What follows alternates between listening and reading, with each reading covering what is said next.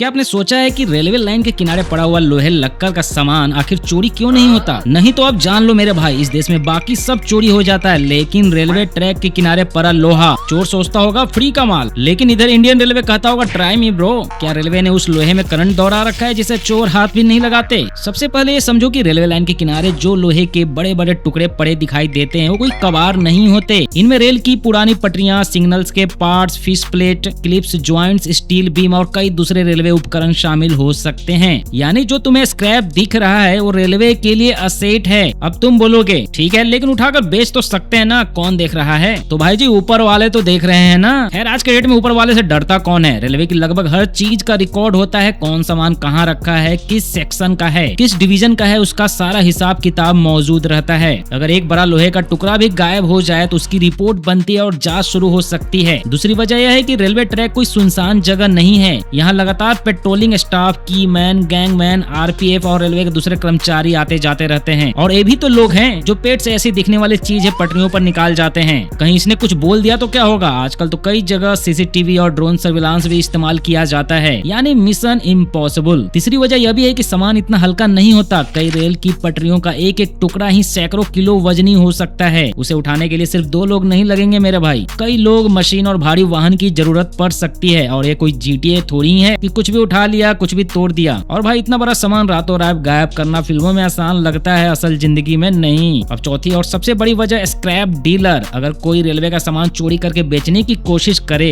तो कबाड़ी या स्क्रैप डीलर भी लाखों सवाल पूछेंगे कि इतना भारी औद्योगिक स्टील कहां से आया, कहां से लाए। ऐसे मामलों में पुलिस और रेलवे जांच भी हो सकती है, इसलिए इसे बेच देना भी उतना ही कठिन होता है, आसान नहीं होता जितना लोग सोचते हैं। लेकिन क्या रेलवे से कभी चोरी नहीं होती? ऐसा भी नहीं है। कभी कभी सिग्नल केबल, बिजली के तार और छोटे मोटे धातु के पार्ट्स चोरी हो जाते हैं। तो अगली बार जब रेलवे लाइन के किनारे ढेर सारा लोहा पड़ा देखना तो ये मत सोचना कि फ्री का माल पड़ा हुआ है, बल्कि समझ जाना उस पर रेलवे की नजर है। अगर वीडियो अच्छी लगी हो तो लाइक करना, वरना करके निकल जाना। चैनल को सब्सक्राइब कर लेना मेरा भाई। ऐसे इन्फॉर्मेटिव कंटेंट मजाक मजाक में सीखना चाहते हो तो जय हिंद, अपना ख्याल रखना।